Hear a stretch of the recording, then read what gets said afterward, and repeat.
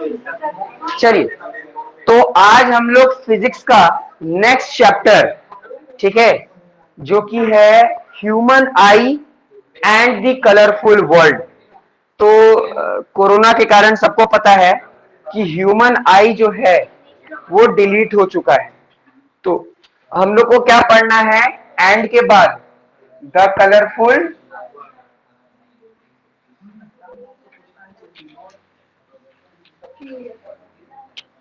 हम लोग को द कलरफुल वर्ल्ड पढ़ना है। बात अलग है कि ये ह्यूमन आई क्यों जोड़ा गया था, क्योंकि ये जो वर्ल्ड कलरफुल है वो सिर्फ हमारे आंखों के कारण है ना। अगर हमारा आंख सही नहीं होगा तो हम लोगों को जो कलरफुल वर्ल्ड है, जो दुनिया में अलग अलग कलर्स हैं, वो नहीं दिखाई देंगे। अब कुछ ऐसी बात बता रहा हूं जो कि ध्यान से समझने वाली बात है। क्या बात यह है कि कलर तो कुछ होता ही नहीं है ना।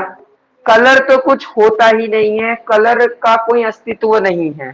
तो अब मन में क्वेश्चन उठेगा कि सर जब कलर का कोई अस्तित्व नहीं है तो आप इसको ब्लैक क्यों बोल रहे हो, है ना। इसको आप क्रीम या येलो क्यों बोल रहे हो, है ना।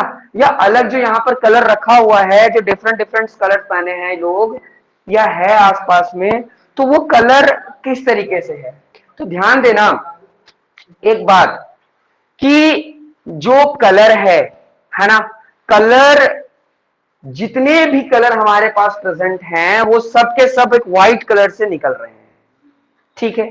सिर्फ वो एक व्हाइट कलर ही है और उसी के अंदर से अलग अलग डिफरेंट डिफरेंट कलर्स निकल रहे हैं, क्योंकि हर कलर का वेवलेंथ यानी स्पीड अलग अलग होता है ना। तो अलग स्पीड होने के कारण, अलग वेवलेंथ होने के कारण क्या होते हैं, वो लोग डाइवर्ट करते हैं, अपने आप को बेंड करते हैं, है ना। तभी जाकर हम लोग डिफरेंट डिफरेंट कलर्स को देख पाते हैं, है ना। अगर मैं किसी से पूछूं कि स्टार स्टार का क्या कलर होता है, तो जनरली सब बोलेंगे कि स्टार का कलर तो व्हाइट होता है ना। फिर एक ये भी बात बोला जाता है कि ठीक है, जब स्टार का कलर व्हाइट होता है तो हमारे गैलेक्सी के जो सबसे पास में जो स्टार पाया जाता है, जिसको हम लोग बोलते हैं सन, है ना, सन। तो सन भी तो एक स्टार है ना। तो उसका कलर हम लोगों को येलोइश, रेडिश और डिफरेंट डिफरेंट कलर्स में क्यों दिख रहा है, ज्यादातर येलोइश। तो एक बात ध्यान से सुन लो, आप अर्थ में हो इसलिए वो येलोइश दिख रहा है। अगर आप कोई ऐसे प्लैनेट पर चले जाओ या ऐसे कोई सेलेस्टियल बॉडीज के पास चले जाओ जहां पर एटमॉस्फेयर है ही नहीं, और वहां से जब आप सन को देखोगे ना तो सन एकदम व्हाइट कलर का दिखेगा।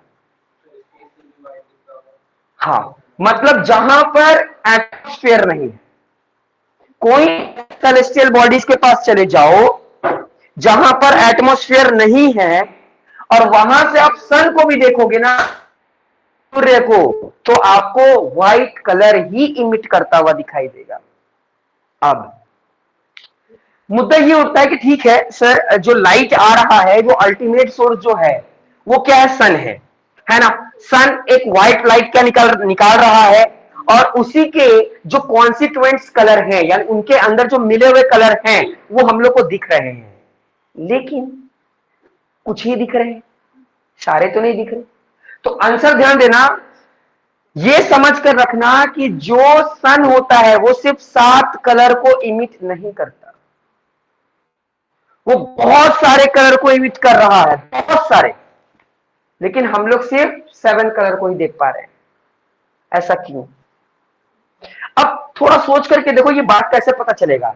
ये बात इस तरीके से पता चलेगा कि सन जब, तो सन जो है ना वो सिर्फ लाइट ही इमिट नहीं कर रहा, बहुत तरह के रेज, इलेक्ट्रोमैग्नेटिक रिलीज कर रहा है। मैं एग्जांपल के रूप में बताऊं तो radio wave, infrared, ultraviolet ray, X-ray, gamma ray, alpha ray, beta ray, ये सब जो रेज हैं ये लगातार हमारे पास आ रहे हैं, लेकिन इनके पार्टिकल्स हम लोग देख नहीं पाते, है ना, इनके वेव को हम लोग नहीं देख सकते। यानी ये सारी चीजें सूरज से निकल रही हैं।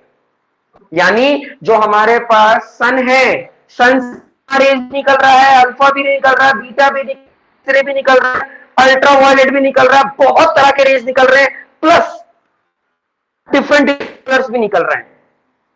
लेकिन हम लोगों को सिर्फ कलर क्यों दिखाई दे रहा है? क्योंकि हमारे लिए, हमारी आंखों के लिए वो 7 कलर ही, उनका जो वेवलेंथ ही है जो हमारे आंखों के लिए विजिबल है। पता चल इस एटमॉस्फेयर में क्या छोटे छोटे पार्टिकल्स हैं कि नहीं है? असलियत में है क्या? हमें दिखाई दे रहे हैं? नहीं दिखाई दे रहे। तो जो चीज हम लोग को नहीं दिखाई दे रहा है क्या असलियत में नहीं है? है ना, एकदम वही चीज हो रहा है। सूरज के साथ भी यही हो रहा है। सूरज बहुत सारी कलर को निकाल रहा है, बहुत सारे रेस को निकाल रहा है, लेकिन हमारी आंखें उसको नहीं देख पा रही हैं। अब यहां पर मुद्दा उठेगा, सर क्यों नहीं देख पा रहे हैं हम लोग? इसलिए नहीं देख पा रहे हैं क्योंकि हमारे आंखों का एक लिमिट है। हम लोग उस लिमिट को बियॉन्ड नहीं जा सकते, है ना। जो violet, indigo, blue, green, yellow, orange, red, ये जो कलर के वेवलेंथ हैं, ये सातों कलर के जो वेवलेंथ हैं वो हमारे आंखों के लिए विजिबल है। वो हमारे आंखों के लिए विजिबल है। इनके वेवलेंथ, इनके पार्टिकल हमारे आंखों के लिए विजिबल है, इसलिए हम इनको देख पा रहे हैं। और भी बहुत सारे ऐसे कलर्स हैं उनका जो वो हमारे आंखों के लिए विजिबल नहीं है, इसलिए हम लोग उनको नहीं देख पा रहे। एग्जाम्पल के तौर पर, जब पंखा को हम लोग चलाते हैं, जब हम लोग पंखा को चलाते हैं तो कुछ सेकंड बाद पंखा आना होता है, पंखे के जो ब्लेड्स होते हैं क्या आपको दिखाई देते हैं? नहीं दिखाई देते। एक रेजिस्टेंस के बाद उसका जो ब्लेड है वो नहीं पता चलता। लेकिन एक समय ऐसा आता है जिसमें आप पर्टिकुलर बता दोगे कि हाँ वो तीन कौन कौन सा है, किसी पर्टिकुलर स्पीड में। मैं स्पीड नहीं जानता, एग्जैक्ट स्पीड नहीं जान रहा हूं कि कौन से स्पीड में वो पंखा का वो जो डायना है या प्लेट है वो दिखाई देते हैं। लेकिन हम लोग ये जानते हैं जब फैन को ऑफ करेंगे ना, फैन को ऑफ करेंगे और ऑफ करने के दौरान जब देखते हैं तो स्पीड रहेगा पंखा, तब उसके तो जो प्लेट्स है वो नहीं दिखाई देंगे। लेकिन जैसे वो धीरे होने लगेगा तो जैसे ही थोड़ा सा धीरे होगा तो हमारे आंखें उन तीनों प्लेट को देख पाएंगे। तो इसका मतलब क्या है? देखना तो हम लोग पहले भी सकते थे। इसका मतलब क्या है कि उतनी स्पीड की चीजें या उतनी छोटी पार्टिकल्स हमारी आंखों के बियॉन्ड है, हमारे आंखों के परे है, इसलिए हम उस चीज को नहीं देख पा रहे हैं। बात समझ में आ रहा है ना? कहने का मतलब ये है कि जो ये कलरफुल वर्ल्ड है, वर्ल्ड कलरफुल है लेकिन दायरे पर। ये वही चीज, उतना ही चीज देख पा रहे हैं जितना हमारी आंख दिखा रही है। बात समझ में आ रहा है? यानी जितना चीज हमारी आंखें दिखा पा रही हैं उतना ही हम लोग देख पा रहे हैं। मैं यही बात इसलिए बताता हूं क्योंकि हम लोग क्लास 9 में ना बायोलॉजी में डाइवर्सिटी इन लिविंग ऑर्गेनिज्म पढ़े नहीं, इसलिए थोड़ा सा समझ में नहीं आ रहा है। लेकिन फिर भी मैं तुम लोग को इतना बात बताता हूं कि हम लोग बहुत सारे परिजीवी जानते हैं, बहुत सारे एनिमल्स को जानते हैं, बहुत सारे बर्ड्स को जानते हैं, बहुत सारे इंसेक्ट्स, कीड़े मकोड़े को जानते हैं, लेकिन क्या सारे को जानते हैं? नहीं जानते। क्योंकि अंटार्कटिका में कुछ ऐसे कीड़े मकोड़े होंगे, हम लोग कभी गए नहीं, गए नहीं तो देखे नहीं, देखे नहीं तो मानते हैं कि होता नहीं, लेकिन असलियत में होते। उसी तरह हमारी आंखें ये 7 कलर को देख ले रही है तो मान रही कि यही 7 है। क्या इतनी है? नहीं, इससे ज्यादा है। बात समझ में आ रहा है ना? तो यानी हमारी आंखें जो चीज हम लोग को दिखाती है हम लोग वही चीज देखते हैं और वही चीज मानते हैं। बात समझ में आया? जब तक आप समोसा गुपचुप वाले को बनाते हुए नहीं देखोगे तब तक आपका मन भिटकेगा नहीं, मतलब खराब नहीं लगेगा। लेकिन जब एक बार बनाते हुए देख लोगे, मतलब कोई खराब गुपचुप समोसा वाले लोग को जब आप देख लोगे ना तो आपके दिमाग में बैठ जाएगा। मेरी बात समझ में आ रही कि नहीं आ रही है? जब हम लोग कोई चीज देख लेते हैं ना तो उसका एजम्पशन अलग रहता है, और जब चीज हम लोग नहीं देखते हैं तो उसका एजम्पशन अलग रहता है। बात समझ में आया? तो यहां पर वही कि हम लोग जो वर्ल्ड को देख रहे कलरफुल है वो हमारे आंखों के कारण देख पा रहे हैं। लेकिन क्या आंख हमारे को सब कुछ दिखा रहा है? नहीं। जो उसके पास दायरा है, जितना है उसके पास, वो उतना ही हम लोग को दिखा पा रहा है, उससे आगे नहीं दिखा पा रहा है। बात क्लियर हो गया ना? तो इसका मतलब क्या है कि सूरज अपने से क्या ये 7 कलर को ही निकाल रहा है? नहीं, बहुत सारे कलर को निकाल रहा है। लेकिन हम लोगों ने क्या किया है, इसको प्राइमरी कलर मान लिया है। बात समझ में आया? ये प्राइमरी कलर मान लिया है।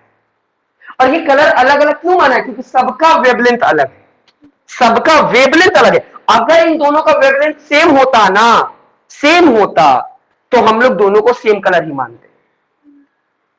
बात समझ में आया? हाँ, तो यहां पर क्लियर सी बात यह है कि ये सारे जो कलर्स को देखना, ये हमारे आंखों के पीछे कुछ सेल पाए जाते हैं, रोड्स, रोड्स और कोन्स। ठीक है, ये दो दो तरह के सेल पाए जाते हैं हमारे आंखों के पास। रॉड मतलब ये रॉड के शेप का होता है, रड, रड होता है ना, रड के शेप का। और कोन मतलब ये कोन के शेप का होता है। अगर इनके सेल देखोगे आंखों में जो होता है ना, ये दो शेप के होते हैं, है ना। तो जो कोन शेप वाला हमारा सेल है, वो रिस्पॉन्सिबल होता है कलर्स को डिटेक्ट करने के लिए। देखो ये वाला कलर जो लिखा हूं, वो कंप्यूटर वाला कलर लिखा हूं, ठीक है। और ये वाला जो कलर लिखा हो, वो हम लोग जो जनरल कलर का स्पेलिंग लिखते हैं वो है। बात समझ में आ रहा है? तो कहने का मतलब क्या है कि जो कोन्स है, ये कलर को डिटेक्ट करने के लिए होता है। बात समझ में आया? और जो रोड है ना, ये डीम लाइट को, है ना, डीम लाइट को डिटेक्ट करने के लिए या ब्राइट लाइट को डिटेक्ट करने के लिए होता है ना। मैं तुम लोग को एक इंटरेस्टिंग फैक्ट बताया था कि लड़कियों में लड़कों के मुकाबले कौन सी मात्रा ज्यादा होती है, इसलिए लड़कियां कलर को कुछ अच्छी तरीके से ज्यादा पहचान सकती हैं लड़कों के मुकाबले।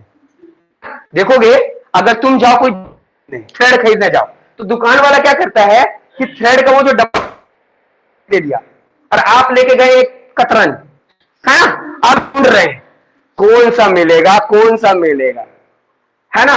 हम लोग जो लेकर आएंगे जनरली बॉयज, है ना, उससे ज्यादा अच्छी तरीके से लेकर आ जाएंगी, है ना। ऐसा उनको बोल सकते हैं एक्स्ट्रा फीचर्स मिला है ना, कि पहचान लिया जाए। लेकिन सारी गर्ल्स कर पाएंगी कि नहीं, ये हमको नहीं पता, ये मेरे को नहीं पता, है ना। तो कहने का मतलब क्या है कि हमारे आई के में क्या होते हैं, दो तरह के सेल्स पाए जाते हैं, रॉड्स और कॉन्स, और यही रिस्पॉन्सिबल होते हैं कलर्स को डिटेक्ट करने के लिए।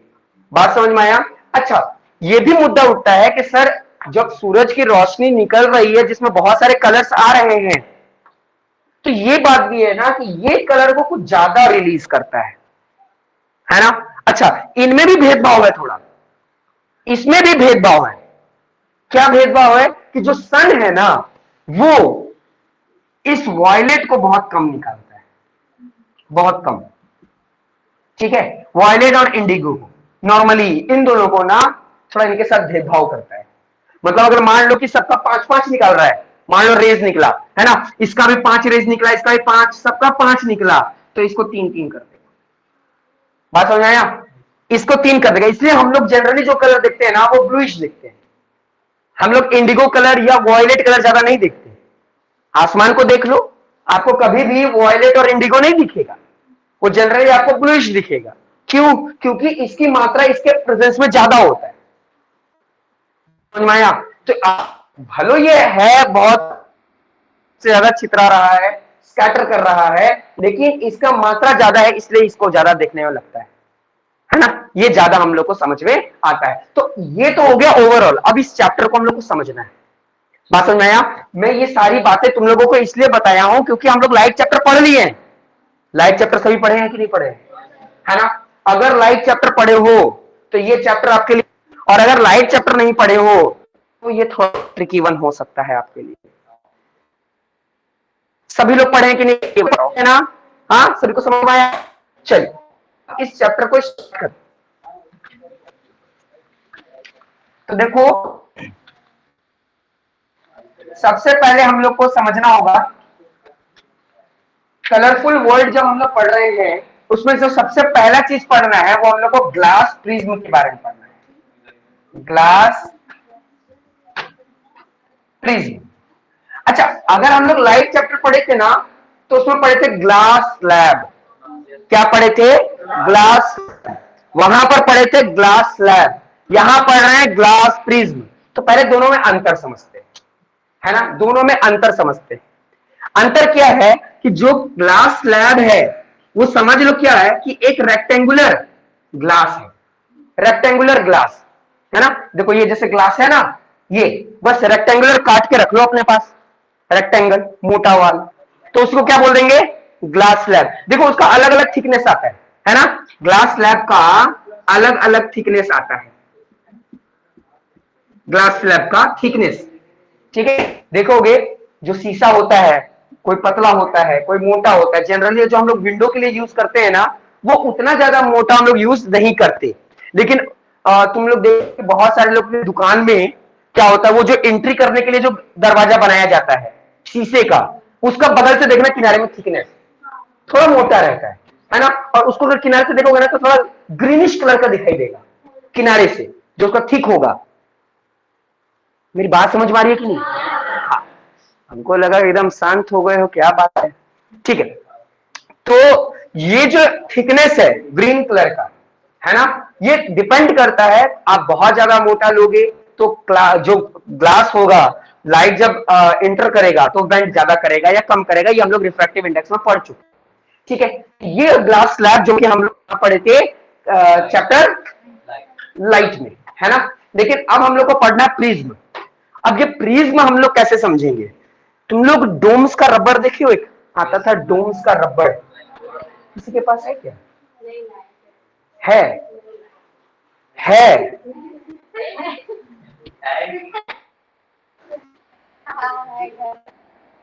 हाँ यही है।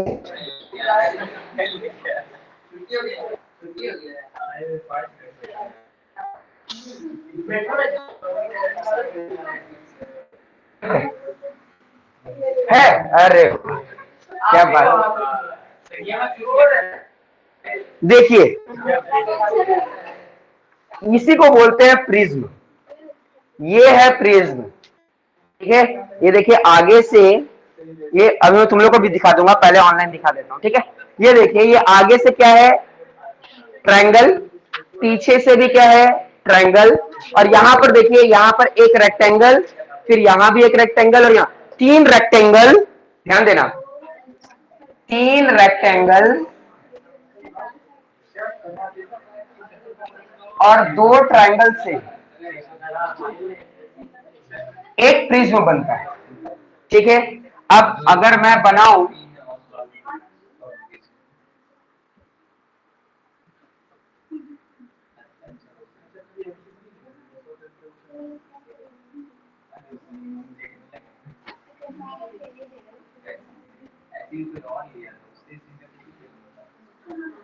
लग रहा है पक्का?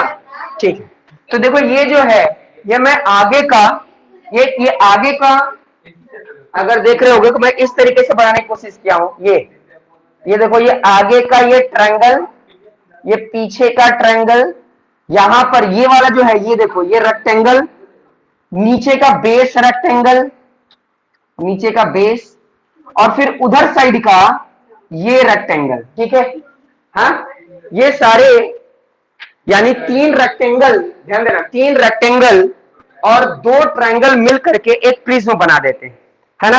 अच्छा, इसको समझाने के लिए एक और ही बात किया जा सकता है कि हम लोग बचपन में क्या करते थे, याद करो, इस तरीके से घर बनाते थे, है ना, कुछ ऐसे ही बनाते थे, तो उसी तरीके से बन जाएगा, है ना, थोड़ा और अच्छे से बनेगा। बात समझ में आया? ये जनरली बचपन में हम लोग इस तरीके से बनाया जाता था। कुछ भी अगर ड्राइंग का मिले तो क्या बनेगा? कुछ पहाड़ बन जाएंगे, पहाड़ में एक आगे उधर पर एक सूरज दिख जाएगा, नदियां लहराते हुए आ जाएंगी, बस, है ना। ड्राइंग का मतलब हम लोग यही समझते थे। अब असली में ड्राइंग का मतलब बाद में पता चलता है कि इंसान को बनाया जाता तो क्या क्या हिसाब से मुंह के बीच क्या डिस्टेंस होना चाहिए।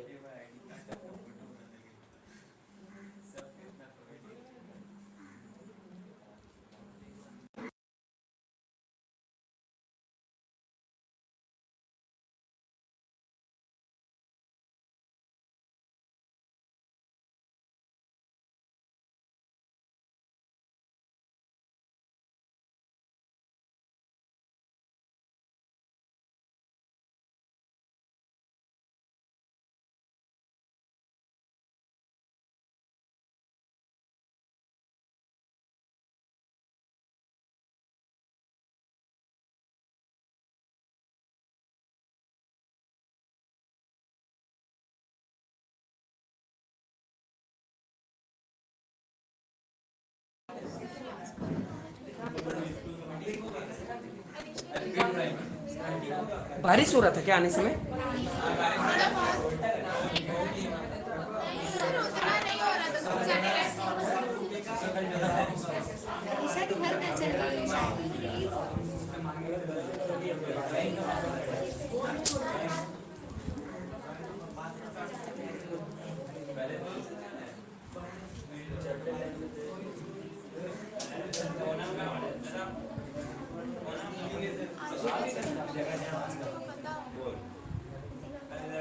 तो देखिए, तो ये क्या हो गया हमारा प्रिज्म हो गया, ठीक है। इसमें सब समझ गए ना? ये प्रिज्म होता क्या है, ध्यान देना। एक प्रिज्म को बनाने के लिए हम लोगों को 3 रेक्टेंगल और 2 ट्रायंगल की जरूरत पड़ती है। ये डोम्स का रबड़ आप देख करके आप समझ सकते हो, मैं प्रचार नहीं कर रहा हूँ, ठीक है। हाँ, मैं प्रचार नहीं कर रहा हूँ। ये इस तरीके से आप सभी को पता है ना प्रिज्म कैसे होता है, सभी को पता चल गया अब, ठीक है। आप दे दो, थैंक यू। आप ध्यान दीजिए, तो हम लोग कहाँ से बात करेंगे, हाँ ये भी ध्यान दो, ध्यान दो। हम लोग बात जब करेंगे तो सिर्फ आगे यहाँ पर इसको देख करके करेंगे।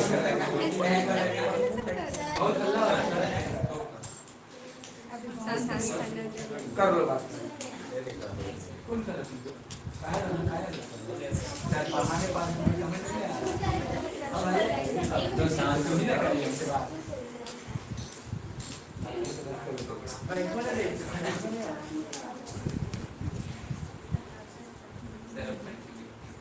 नहीं, थोड़ा सा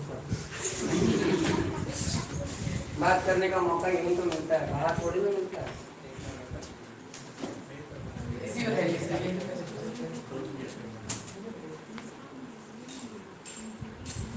पढ़ा दें? हाँ सर। इसको बाहर ले जाओ, कोना कोपचा में उसका हिसाब किताब करो, दांत उसका ज्यादा दिख रहा है। हाँ, एक तो आधा घंटा लेट आया। अच्छा, बताओ तो स्टार्टिंग क्या चीज से किए आप? बस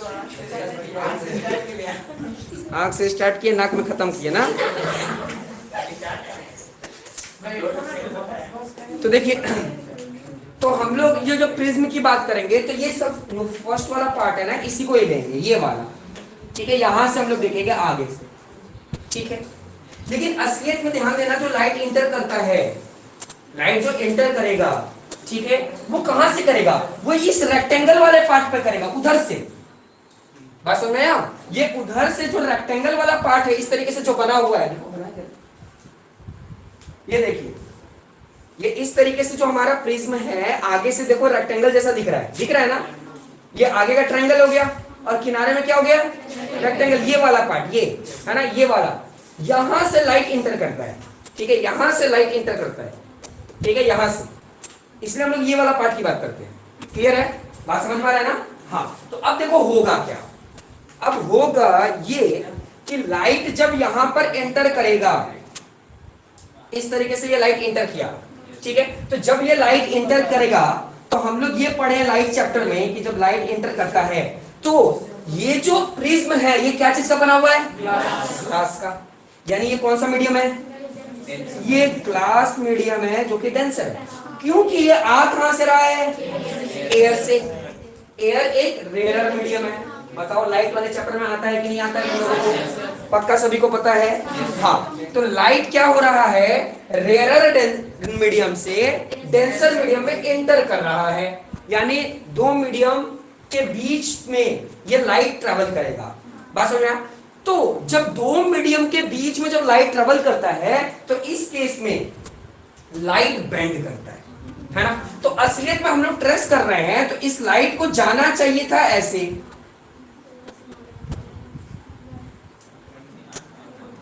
जाना चाहिए था ऐसे, है ना? लेकिन क्योंकि यहां पर ये नॉर्मल आ रहा है,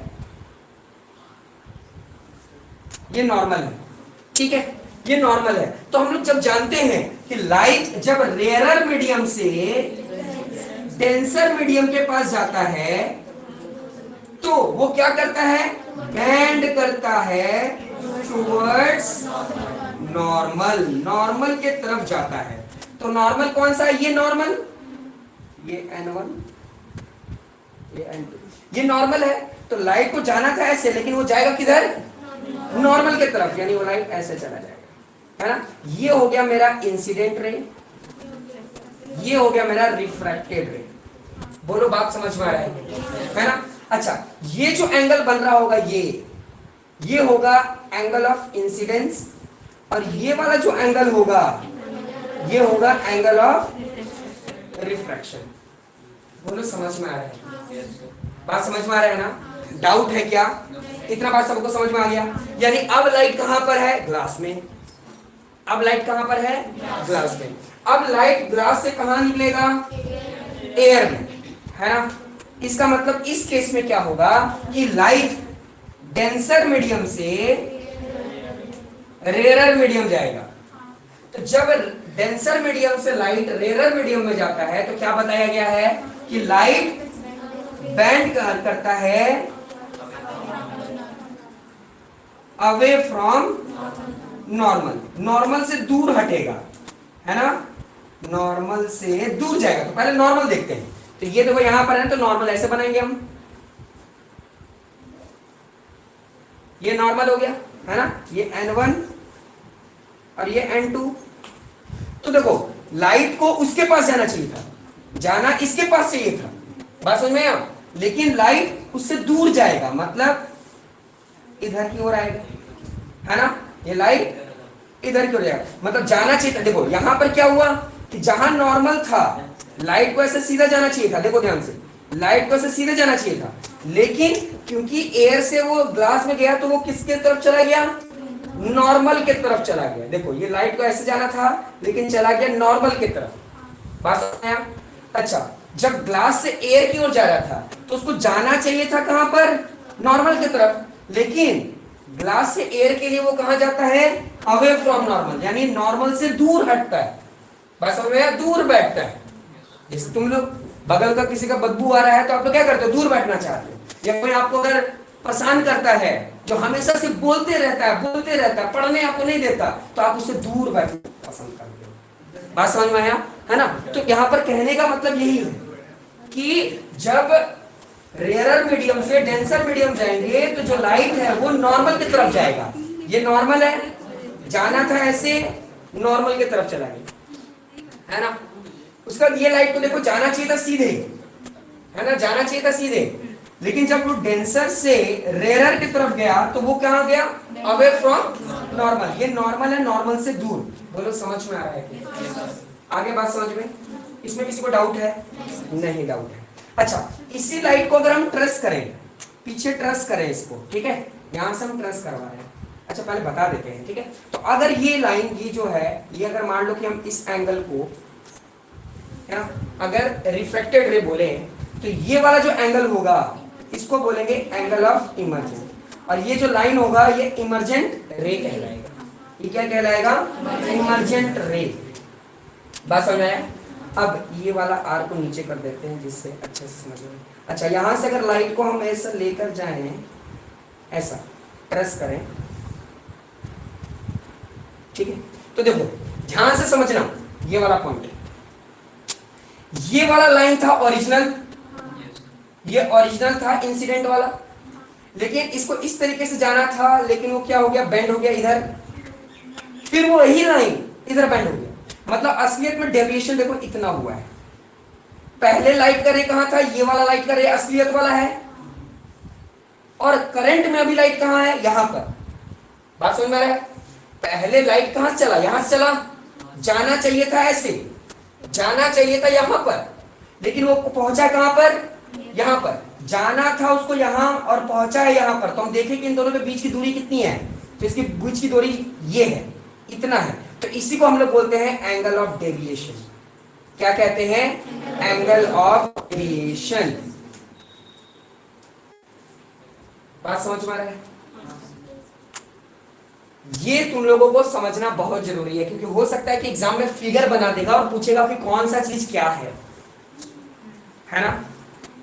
हम लोग ये जानते हैं कि एंगल ऑफ इंसिडेंस जो होगा वो एंगल ऑफ इमर्जेंट होता है, बात समझ में आया।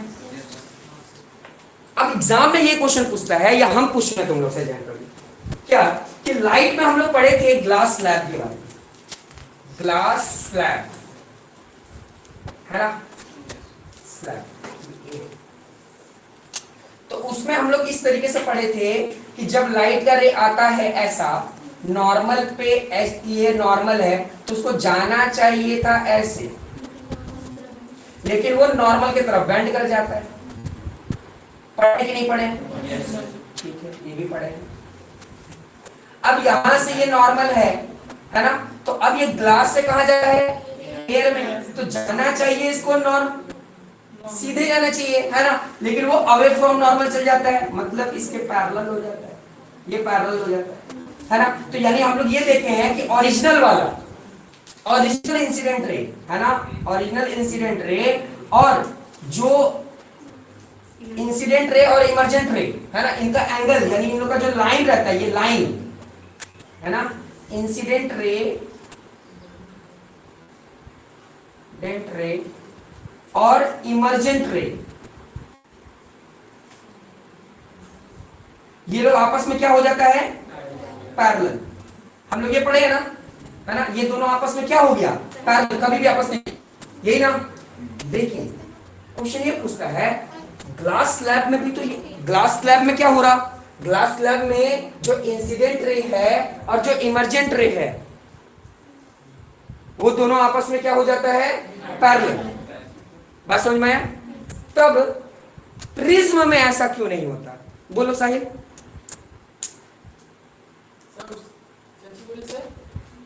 तुमको सब पता होगा तभी ना तुमसे बात कर रहा है। क्या पूछ रहा था? क्या पूछ रहा था बताओ? स्पेक्ट्रम ऑफ वाइट लाइट है ना, हाँ,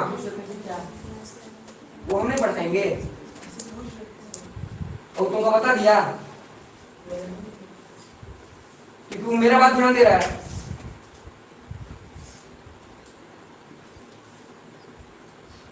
क्वेश्चन क्या था? क्वेश्चन है कि ग्लास स्लैब में जो इमर्जेंट रे है और जो इंसिडेंट रे है ये दोनों आपस में हो जाता है पैरेलल। क्वेश्चन ये है कि जो ग्लास प्रिज्म होता है उसमें इमर्जेंट रे और जो इमर्जेंट रे और इंसिडेंट रे पैरेलल क्यों नहीं होता? हाँ बोलो सर। वहाँ पे वो जो है जहाँ पे वो डेटलेट कर रहा है ग्लास स्लैब में, वो दोनों आपस में पैरेलल है, लेकिन ये दोनों इंटरसेक्ट कर रहे हैं। यही हो गया इसका आंसर। अगर दिमाग में जा रहा है ये छह सारी बातें तो समझो कि क्वेश्चन समझ में आ रहा है, चैप्टर दिमाग में जा रहा है। सिंपल सी बात है कि यहां पर ये दोनों लाइन पैरेलल इसलिए हुआ क्योंकि ये दोनों लाइन क्या था आपस में? पैरेलल। ये वाला लाइन और ये वाला लाइन पैरेलल इसलिए नहीं हुआ क्योंकि ये दोनों लाइन आपस में पैरेलल नहीं है। ये लोग एक समय जाकर क्या हो जा रहे हैं? इंटरसेक्ट हो जा रहे हैं। बात समझ में आया? इसका मतलब कि ये लोग क्या बना रहे हैं? ये लोग बना रहे हैं क्रिटिकल एंगल। क्या बना रहे हैं? Critical angle. क्या ये बना रहा है क्रिटिकल एंगल? नहीं बना रहा है क्रिटिकल एंगल। बात समझ में आया? तो जब ये पैरेलल हुए इसलिए इनका इंसिडेंट रे और इमर्जेंट रे आपस में पैरेलल हुआ, लेकिन इनमें ये वाला लाइन पैरेलल है ही नहीं, तो आखिर ये इंसिडेंट रे और इमर्जेंट रे आपस में पैरेलल नहीं होंगे। बात समझ में आया कि नहीं आया? एनटीएससी में पूछा गया था ये ओलंपियाड होता है। बात समझ में आ रहा है? ये यही सबसे पूछा जाता है जो आप पढ़ रहे हैं 9, 10 वही सबसे पूछा जाता है। हाँ, थोड़ा ज्यादा सोच के समझने वाले, जो सिर्फ टीचर पढ़ा रहे बस वही नहीं, थोड़ा एक्स्ट्रा खुद से पढ़ने वाले, तभी उनका नैया पार होता है, नहीं तो वो पानी में ही रह जाते हैं। बात समझ में आया? तो ग्लास प्रिज्म में है ना, लाइट जो होता है वो एंटर कैसे किया, डेविएट कैसे किया, और फिर जब वो बाहर निकला तो कैसे बाहर निकला, कहां निकलना था, पता चला कि नहीं? सभी एनसीईआरटी बुक निकालो, और सब रे का नाम देखो, क्योंकि एग्जाम में हो सकता है ना फिल इन द ब्लैंक्स कर देगा उसको। अब बोलेगा बताओ ये कौन सा रे होगा, है ना। एनसीईआरटी बुक निकालो और सब रे का नाम ध्यान से पढ़ो और क्या डाउट है तुरंत पूछो अभी।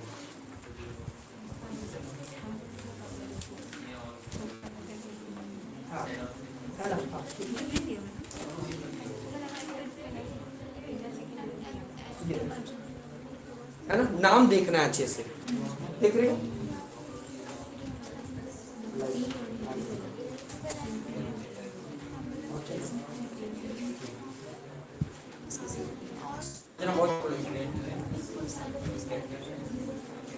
ये क्रिटिकल एंगल को बहुत ध्यान से समझना है। आगे ये क्रिटिकल एंगल फिर से यूज में आएगा जब हम लोग रेम्बो फॉर्मेशन पढ़ेंगे ना, तो उस समय क्रिटिकल एंगल की जरूरत पड़ेगी। हाँ, उसको एंगल ऑफ इमरजेंसी क्यों बोलते हैं? एंगल ऑफ इमरजेंस यहाँ पर जो आ रहा है ना, क्योंकि देखो ये अब क्या हुआ, अब ये हमारा देखो एक ही लाइट दो दो जगह चला गया ना, वही लाइट तो आगे पास हो रहा है, तो हम लोग इसको इंसिडेंट नहीं कह सकते। अगर इंसिडेंट होता तो ये जिस डायरेक्शन में इसको उसी डायरेक्शन में होना चाहिए था ना, क्योंकि दोनों का सेम होता तो। बात समझ में आया? इसलिए उसका नाम चेंज कर दिया गया। इसमें क्वेश्चन ये बनेगा कि ये फिगर दे दिया जाएगा और पूछेगा कि ए बी कौन सा रे है, या पूछ देगा कि यहाँ पर लिख देगा पी, अब पूछेगा पी क्या है, angle of deviation, critical angle और तरह तरह के कुछ भी। बात समझ में आया? एंगल ऑफ डेविएशन ये वाला पार्ट है, तुम लोग समझ पा रहे हो कि नहीं मेरे को नहीं पता। ये वाला जो है ये यानी जो ओरिजिनल लाइन आ रहा था और जो डेविएट होने वाला इमर्जेंट रे आ रहा था, उनके बीच का जो एंगल होता है वो एंगल ऑफ डेविएशन है।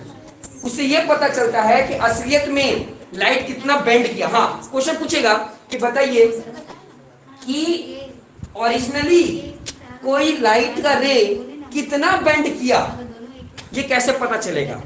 तो ये पता चलेगा एंगल ऑफ डेविएशन से। यानी असलियत में उसको लाइट को इधर से इतना यहां जाना चाहिए था, लेकिन वो लाइट कहां चला गया, यहां चला गया। मतलब यहां से लेकर यहां तक की दूरी यानी इतना वो बेंड कर दिया, है ना। तो इतना बेंड कर गया, तो यही क्या है, angle of deviation. Angle of deviation बताता है कि लाइट कितना बेंड किया। बात समझ में आ रहा है? वो निकालने का वो तो रिफ्रैक्टिव इंडेक्स है।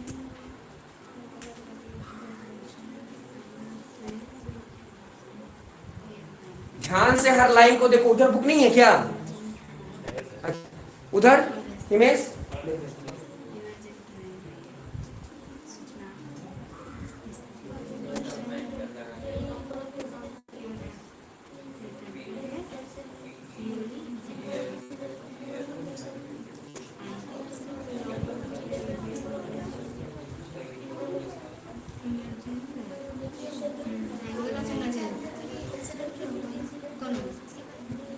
नहीं आ रहा, तुरंत पूछो।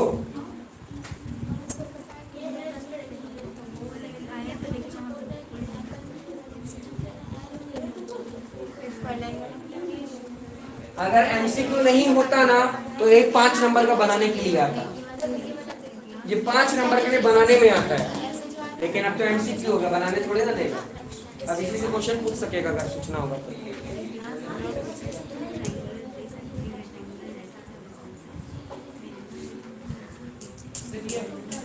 हाँ बोलो।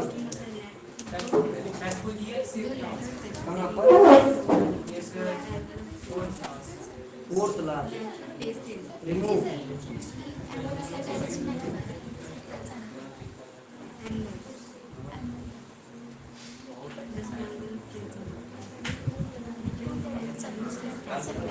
हाँ, पेकुलर शेप।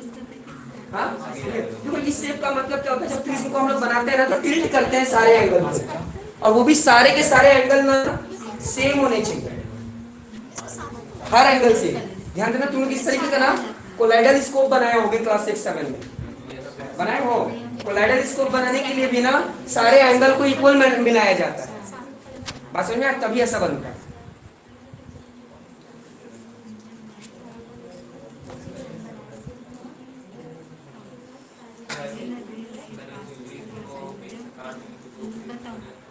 एक अगर यहाँ से काट देंगे तो ऐसे,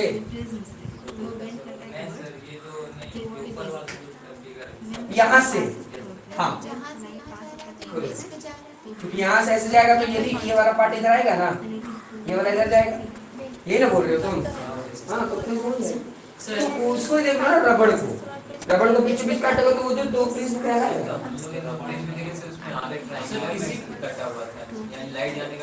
काटोगे तो वो तो आगे ट्रायंगल ही ना वो कटेगा, तो रेक्टेंगल से लाइट आ रहा है ये किसमें नहीं पता था उसको। सर अगर किसी प्रिज्म से लाइट पास करते हाँ तभी वो प्रिज्म बन रहा है ना, सारे चीज प्रिज्म बन जाए नहीं, उसके लिए वो एंगल होना चाहिए। हाँ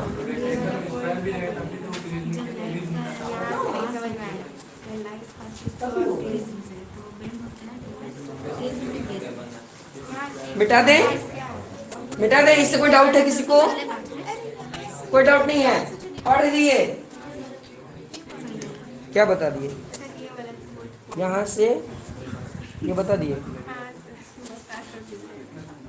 ये पूरा बताना। हाँ बोलो क्या बोल रहे थे? फोर्थ पॉइंट देखो, इस बुक का फोर्थ पॉइंट नहीं समझ में आ रहा तो मैं बता रहा हूँ, इस बुक का फोर्थ पॉइंट देखिए, फोर्थ पॉइंट में लिखा हुआ है कि when a light passes through a prism it bend towards the base of the prism। Light pass किए, किधर बेंड कर रहा है? बेस की तरफ जाना चाहिए था ऐसे, लेकिन बेंड किधर कर रहा है? बेस की तरफ। हम लोग समझते हैं नॉर्मल की तरफ कर रहा है, प्रिज्म को देख के क्या लग रहा है कि बेस की तरफ आ रहा है, बेस की तरफ, लेकिन वो बेस की तरफ नहीं, वो नॉर्मल की तरफ बेंड कर रहा है, क्योंकि हम लोग पढ़ रखे हैं लाइट चैप्टर। नहीं समझ में आया? फिर क्या बोल रहा है? When a light passes through prism, it bends towards the thicker part of the prism। Simple सी बात है कि जब हम लोग लाइट यहां से प्रिज्म से बाहर लेके गए, तो ये जो लाइट है ना, जहां थिकर पार्ट है, थिकर यानी ये देखो, ये हमारा क्या प्रिज्म, प्रिज्म का ये थिकर पार्ट है, ये थिनर पार्ट है। ध्यान से समझो, ये थिकर पार्ट है और ये थिनर पार्ट है। तो जब प्रिज्म से लाइट बाहर गया तो वो थिनर की तरफ जा रहा है या थिकर के पास जा रहा है? नहीं समझ में आया? यही फोर्थ पॉइंट लिखा हुआ है, जरा पढ़कर देखो ध्यान से। देखो हम लोग ना इसमें प्रिज्म करके लाइट बता रहे हैं कि किधर जा रहा है ना, और हम तुम लोगों को किसमें बताए हैं? नॉर्मल से बता दिए, क्योंकि नॉर्मल लाइट पढ़ के आए हैं, इसलिए बहुत अच्छे से समझ में आ गया। अभी जो मैं बात बताया तुमको समझ में आया? झूठ बोल रहे, अभी जो बताया ये वाला समझ में आया? पक्का? सकीना पक्का? नाहिद तुम्हें जी, तुम्हें आया? आ गया तुम लोगों को? आया तुम्हें? पूछो बेटा वरना, बोलो कौन सा? ये वाला समझ में आया कि नहीं? ये वाला क्या ना, तो इसी को समझो, क्योंकि प्रिज्म समझोगे ना, हो सकता है तुम कंफ्यूज हो जाओ। नॉर्मल तुमको एक ही चीज समझना है ना, जैसे भी समझो। अगर तुम रेयर मीडियम से डेंसर मीडियम वाला समझ में आ रहा है तो वही समझो, वही ज्यादा बेटर है, वो लाइट में भी काम करेगा। समझ में आया तुम लोगों को? हाँ, ये वाला जो डाउट जो बताया वो समझ में आया कि नहीं, पहले बताओ। हाँ, तब अपना डाउट। लाइट ऐसे करके आएगा, यही ना?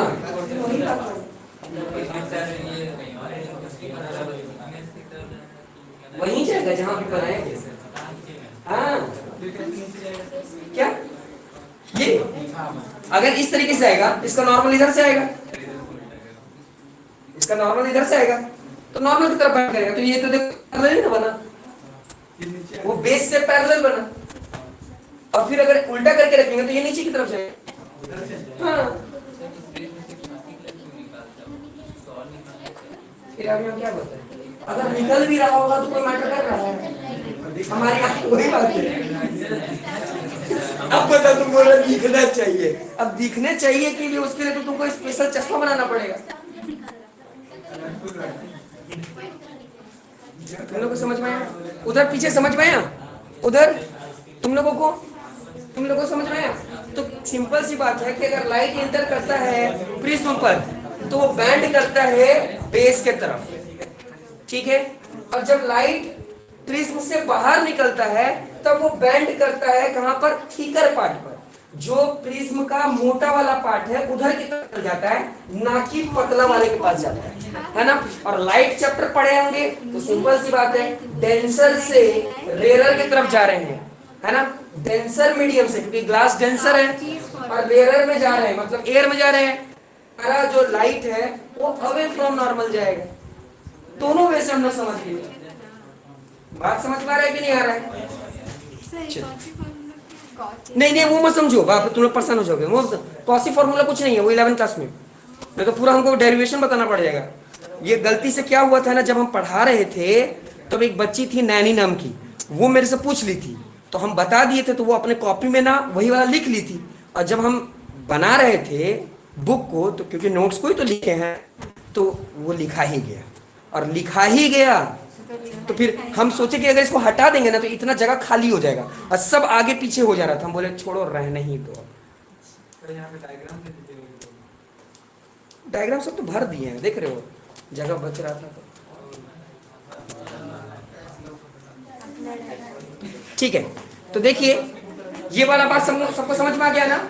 हाँ, तो देखो क्या हुआ कि जब लाइट को हम लोग एक मीडियम से दूसरे मीडियम पर इंटर करते हैं, है ना, तो हम लोग जानते हैं कि वो लाइट जो होता है वो बैंड करता है अप फ्रॉम नॉर्मल या टुवर्ड्स नॉर्मल। वो डिपेंड करता है कि रेयरर मीडियम है कि डेंसर मीडियम है, ठीक है। अच्छा, अब जो आगे हम लोग को समझना है वो क्या समझना है, दो तीन बातें और हैं। अब देखो ये जो एक्सपेरिमेंट है, सबसे पहला जो एक्सपेरिमेंट था ग्लास प्रिज्म का करने वाले, उनका नाम था सर आइजैक न्यूटन, ठीक है। सर आइजैक न्यूटन ने ही क्या किया, ये एक्सपेरिमेंट किया था। तो इस एक्सपेरिमेंट से बहुत ही बोल सकते हैं आश्चर्यचकित होने वाली बातें पता चली, ठीक है। क्या पता चली कि जो प्रिज्म है ना, प्रिज्म से जब हम लोग व्हाइट लाइट को ट्रेवल करवाए, है ना, तो व्हाइट लाइट को ट्रेवल करवाने के बाद क्या देखा गया कि यहीं से कुछ डिफरेंट डिफरेंट कलर्स निकल रहे हैं।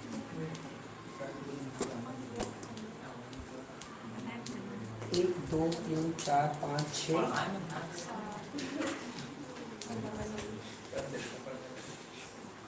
सात, ठीक है, ऐसे कुछ नहीं। और जब यहां से वो निकले तो ये कुछ इस तरीके से, और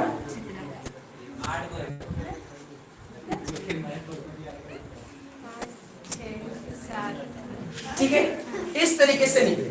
अच्छा, इसको ऐसे ही नहीं देखा जाएगा, इसको किसी स्क्रीन पर रखना होगा। स्क्रीन मतलब कोई पेपर रख दिए, चाहे और कोई ऐसा ऑब्जेक्ट रख दिए, तब जाके ये लाइट इसमें दिखा। तो पता चला कि यहाँ पर एक वॉयलेट कलर दिख रहा है, यहाँ इंडिगो दिख रहा है, यहाँ ब्लू दिख रहा है, यहाँ ग्रीन दिख रहा है, यहाँ येलो, ऑरेंज और ये रेड, ऐसा दिखने लगा। मतलब यहाँ से तो व्हाइट लाइट आया था, है ना, व्हाइट लाइट आया था, और यहाँ पर जब उस प्रिज्म से होकर गुजरा तो यहाँ पर हम लोग को बैंड ऑफ 7 कलर दिखने लगा, है ना, बैंड ऑफ 7 कलर।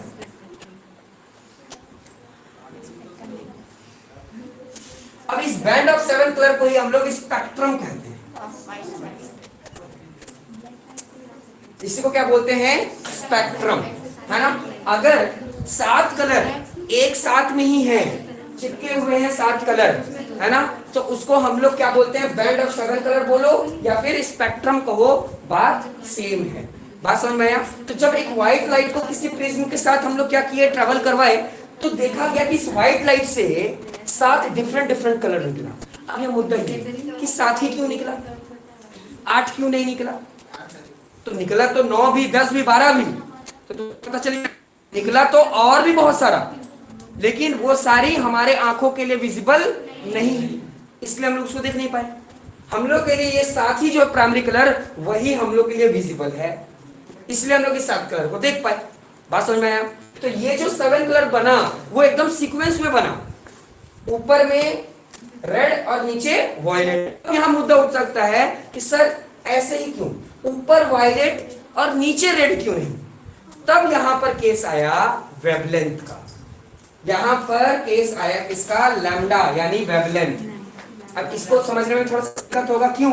क्योंकि हम लोग क्लास 9 में साउंड चैप्टर नहीं पढ़े, है ना, इसलिए थोड़ा सा दिक्कत होगा, लेकिन अभी समझ लो। इस वेवलेंथ को भाषा में समझ लो स्पीड, है ना। और इसके लिए सिनेरियो सुनो, क्योंकि सिनेरियो से बहुत जल्दी समझ में आता है ना, क्योंकि मैं देखा हूं कि ये जो टॉपिक है ना, ये सिनेरियो से बहुत तेजी से जल्दी से समझ में आता है। मान लो वी नाम का विकास है और आर नाम का राहुल है, ठीक है। वी नाम का विकास है और आर नाम का राहुल है, बस ऐसा समझ लो, ठीक है। अब विकास के पास, ध्यान देना, विकास के पास साइकिल है और जो राहुल है उसके पास मान लो 220, अच्छा बुलेट की समझ, ठीक है। राहुल के पास क्या है, बुलेट है, बात समझ में आया, रॉयल इनफील्ड जिसको बोलते हैं, बात समझ में आ गया। अब हमको ये बताओ, अगर दोनों गाड़ी चला रहे हैं, साइकिल चला रहे हैं, है ना, तो ऑब्वियस सी बात है कि साइकिल से ज्यादा स्पीड किसकी होगी, उस गाड़ी की, उस बुलेट की होगी ना। अब मान लो कि बहुत तेजी चलना है और एक शार्प टर्न आ गया, है ना, आगे जाकर मुड़ना है, तो ऑब्वियस सी बात है, अगर मैं स्पीड की बात करूं तो साइकिल की स्पीड कम है, किसके मुकाबले, इस बुलेट के मुकाबले। तो इन दोनों में अच्छे से टर्निंग कौन ले लेगा, साइकिल ले लेगा। साइकिल जो है वो एकदम अच्छे से टर्निंग, जो शार्प टर्न बोलते हैं, वो ले लेगा, लेकिन बुलेट वाला शार्प टर्न नहीं ले सकता, लेगा तो वो स्किड कर जाएगा उसका गाड़ी। बात समझ में आ रहा है कि नहीं? तो इसका मतलब क्या है कि जिसका स्पीड कम है, ध्यान दो, जिसका स्पीड कम है, नीचे की ओर मतलब कम, तो वो अपने आप को ज्यादा बेंड कर ले रहा है, ऊपर की ओर मतलब ज्यादा बेंड कर ले रहा है। बात समझ में आ रहा है कि नहीं आ रहा है? जिसका स्पीड कम है वो अपने साइकिल के हैंडल को बहुत ज्यादा बेंड कर ले रहा है, मतलब मुड़ा ले रहा है। लेकिन जिसका स्पीड ज्यादा है, यानी राहुल का स्पीड क्या था, ज्यादा था, है ना, तो वो अपने गाड़ी का हैंडल ज्यादा बेंड कर पाएगा, नहीं कर पाएगा, यानी वो बेंड कम कर पाएगा। बोलो तुम लोग का समझ में आ रहा है कि नहीं, है ना। तो हम क्या बोले थे कि स्पीड को नॉर्मल भाषा में तुम लोग क्या समझोगे, वेवलेंथ। बात समझ में आ रहा है? और ये बेंड का मतलब क्या हुआ, डेविएशन। डेविएशन का मतलब ही तो होता है बेंड करना, है ना। इसका मतलब क्या हो गया, ये डेविएशन। अब ये नीचे क्यों लिखा हूं तुम लोग को समझ में आएगा, डेविएशन, ठीक है। अब ध्यान दो, जो वेवलेंथ है और जो डेविएशन है, इनके बीच में आपस में जो रिलेशन है वो इनवर्सली है, इनवर्सली है। देखो पता चल रहा है, देखो वेवलेंथ को मैंने क्या बोला है, स्पीड, और डेविएशन को क्या बोला है, बेंड। तो तुम देखो, जिसका स्पीड कम, यहां क्या हो गया, कम, है ना, तो उसका बेंड क्या हो गया, ज्यादा। बात समझ में आ रहा है कि नहीं यार? या कम तो यहां ज्यादा, यानी उल्टा हो रहा है कि नहीं हो रहा है? उल्टा मतलब क्या हो गया, इनवर्सली, है ना। अगर ये भी ज्यादा होता, ये भी ज्यादा होता, तो हम लोग क्या बोलते, सीधे मतलब डायरेक्टली होता वो। बात समझ में आ रहा है कि नहीं आ रहा है? मतलब किसी गाड़ी का स्पीड अगर ज्यादा होगा तो वो बहुत कम बेंड करेगा, उसका हैंडल कम बेंड होगा, अगर ज्यादा कर दिया तो वो गिर जाएगा। और किसी की गाड़ी का या साइकिल का स्पीड कम है तो वो अपने आप को ज्यादा बेंड कर लेगा। तुमको समझ में आ रहा है? ठीक है, तो यहां पर वही बात हुआ। तो ये पता चला कि ये जो व्हाइट कलर है ना, इसमें बहुत सारे कलर्स होते हैं। जब वो एक मीडियम से जब दूसरे मीडियम में गए तब इनको ट्रैवल करने में दिक्कत होने लगा, क्योंकि सबकी स्पीड अलग अलग है। तो जिसकी स्पीड ज्यादा थी, जिसकी स्पीड ज्यादा थी वो कम बेंड किया, है ना, वो कम बेंड किया, और जिसकी स्पीड कम थी वो ज्यादा बेंड किया। यहां से देख लो, है ना, यहां से ही देख लो कि ये देखो कितना ज्यादा बेंड किया, है ना, यहां से यहां तक बेंड कर लिया, है ना। अगर स्ट्रेट लाइन की बात करें, अगर हम ऊपर थोड़ा लेकर जाए, ये स्ट्रेट लाइन मान लेते हैं इसको, ठीक है, बना नहीं, ये स्ट्रेट लाइन, ठीक है। तो ये देखो रेड के लिए कितना बेंड हुआ, और नीचे पूरे ये, बात समझ में आ रहा है? यानी वायलेट के लिए कितना ज्यादा बेंड हुआ है, मैं 2 ही कलर बनाता हूँ ना जिससे तुम लोग को समझ में आएगा। ये समझ में आ गया ना, मैं यहाँ बना देता हूँ, देखो यहाँ वो गंदा बन गया।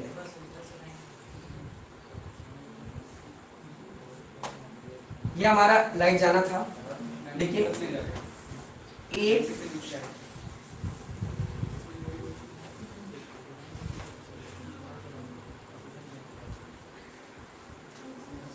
मान लो ये वायलेट और ये रेड है, ठीक है। तो देखो ये यहां से नॉर्मल से ये देखो ये इतने बेंड किया है ना, और ये देखो कितना बेंड किया, कितना बेंड किया। बात समझ में आ रहा है कि नहीं आ रहा है? तो इसका मतलब क्यों ये ज्यादा बेंड किया, क्योंकि इसका स्पीड कम था, है ना।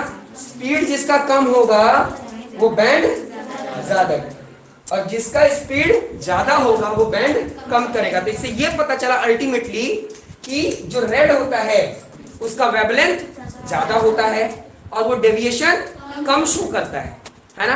और जो वॉयलेट होता है उसका वेवलेंथ कम होता है और वो बैंड यानी डेविएशन ज्यादा करता है, ठीक है। अगर मैं क्वेश्चन पूछूं तुम बताना, इमरान, ग्रीन और ब्लू में, ग्रीन और ब्लू में तुमको बताओ कि दोनों में वेवलेंथ किसका ज्यादा है। ग्रीन और ब्लू में वेवलेंथ किसका ज्यादा है, ग्रीन का। समझ में आया क्यों, क्योंकि दोनों में देखो ये नीचे है मतलब ये ज्यादा बेंड किया होगा, ये ऊपर में मतलब थोड़ा कम बेंड किया होगा। तो कम बेंड किया होगा इसका मतलब स्पीड ज्यादा होगा, तो यानी ग्रीन का स्पीड ज्यादा होगा किसके मुकाबले। तो एग्जाम में पूछ सकता है कौन किसके ग्रेटर। बात समझ में आ रहा है कि नहीं आ रहा है। जैसे अगर तुम लोग ये रिएक्टिविटी सीरीज पढ़े होंगे, है ना, तो रिएक्टिविटी सीरीज पढ़ते हैं ना कि कौन कितना ज्यादा रिएक्टिव है ना।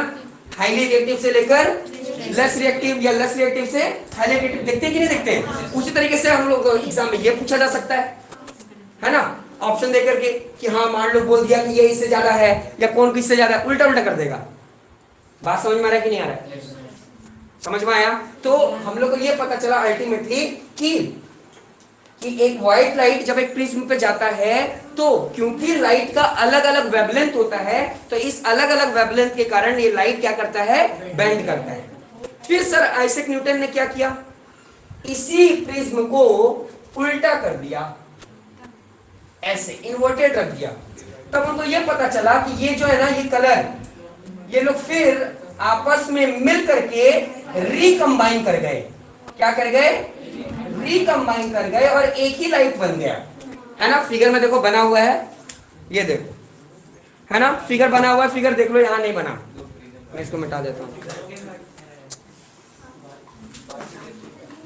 फिगर में देखो जल्दी से, तो पता चलेगा कि जब लाइट को हम लोग क्या कर दिए, जब बेंड कर दिए, है ना, जब लाइट सॉरी प्रिज्म को बेंड कर दिए, एक को सीधे रखे एक को इन्वर्टेड कर दिए, तो लाइट ऑटोमेटिक फिर क्या हो गया, वो स्ट्रेट लाइन में ट्रेवल यानी व्हाइट कलर हो गया। इसी को बोलते हैं कॉम्बिनेशन ऑफ व्हाइट लाइट, यानी कंबाइन हो गया ये व्हाइट लाइट। अच्छा ये देखो, ध्यान देना, अब एक नॉर्मल सी बात बता रहा हूं, ध्यान से समझना। क्या बात ये है, बात ये है कि जब हम लोग लाइट चैप्टर पढ़ रहे थे तो उसमें हम लोग ये पढ़े थे कि ये प्रिज्म था, सॉरी ग्लास स्लैब था, है ना। लाइट यहां से आता था, यहां बेंड करता था और फिर यहां निकल जाता था, निकल जाता था ना। तो व्हाइट लाइट एंटर करता था और व्हाइट लाइट निकलता था, होता था ना। तो इसमें भी क्या हो रहा है, इसमें भी तो यही हो रहा है ना कि एयर से ग्लास और ग्लास से एयर, यही तो हो रहा है कि नहीं हो रहा है। अच्छा अभी हम लोग जो प्रिज्म देखे, प्रिज्म उसमें क्या हुआ, लाइट यहां आया और इसके बाद बहुत सारे कलर छितरा गए, स्कैटर कर गए। बात समझ में आ रहा है कि नहीं आ रहा है। तो यहां भी तो एयर से ग्लास और ग्लास से एयर, तो यहां पर व्हाइट लाइट आया और 7 कलर में बट गया। ऐसा कैसे, इसमें व्हाइट कलर एंटर कर रहा है और इमर्जेंट भी जो है वो व्हाइट कलर ही है, और इसमें व्हाइट कलर एंटर कर रहा है लेकिन रिलीज कितना हो रहा है, 7। बात समझ में आ रहा है कि नहीं।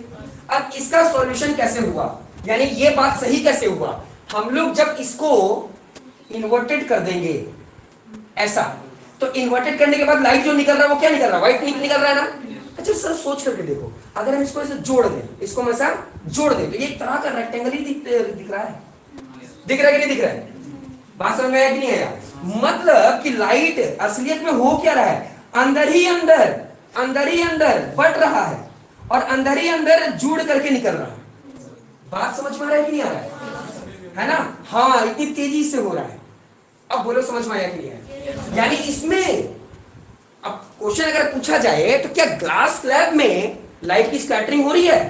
हाँ हो रही है, लेकिन हम लोग देख नहीं पा रहे। अब क्वेश्चन उठता है कि सर क्यों नहीं देख पा रहे? क्योंकि इसके अंदर में वो लाइट स्कैटर कर रहा है और हम लोग को देखने के लिए अंदर स्क्रीन चाहिए। जैसा अभी मैं क्या बताया था कि इस लाइट को भी देखने के लिए क्या करना होगा, यहाँ पर कोई स्क्रीन लगाना होगा ना, तभी तो उसके ऊपर छपा हुआ आएगा, तभी तो उसके ऊपर छपेगा। लेकिन इसके अंदर ही वो कलर में बट जा रहा है और अंदर ही बट के फिर अंदर ही क्या हो जा रहा है, वो कंबाइन भी हो जा रहा है, तब जाकर वो निकल रहा है। तो अंदर हम लोग कहां छेद करेंगे उसको, कहां स्क्रीन डालेंगे, अंदर तोड़ के कहां स्क्रीन डालेंगे? बात समझ में आ रहा है? इसलिए यहां पर हम लोग उसके 7 कलर के जो बैंड हैं, जिसको हम लोग बोल सकते हैं स्पेक्ट्रम, इसमें स्पेक्ट्रम को नहीं देखा जा पा रहा है, नहीं देखा जा पा रहा है। लेकिन क्या असलियत में नहीं हो रहा है? हो रहा है।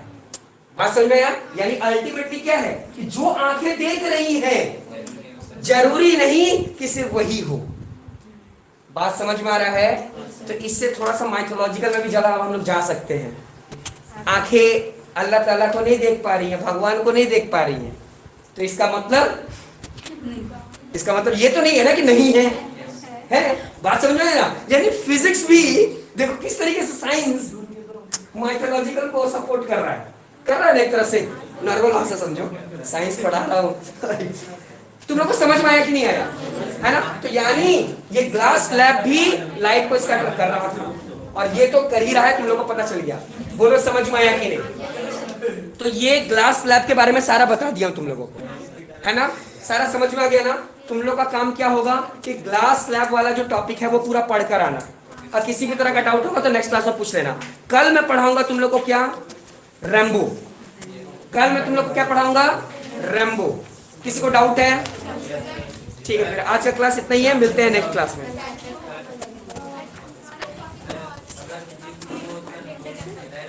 हाँ वही वो भी देखा था, अगर उसको सीधा रखा ना तो लाइट जो है ना वो और ज्यादा बैंड करेगा, छितरा और बड़ा हो। जो वेवलेंथ था ना, मतलब जो बैंड था, पहले बैंड इतना बन रहा था और अब वो बैंड इतना हो वेवलेंथ। बात समझ में आया? और नीचे चल रहा है, क्लियर है? और नीचे बारिश होने वाला है, दौड़ कर मत जाना, लेकिन जल्द से जल्द घर पहुंच जाना। तुम कॉल कर लो, ठीक है?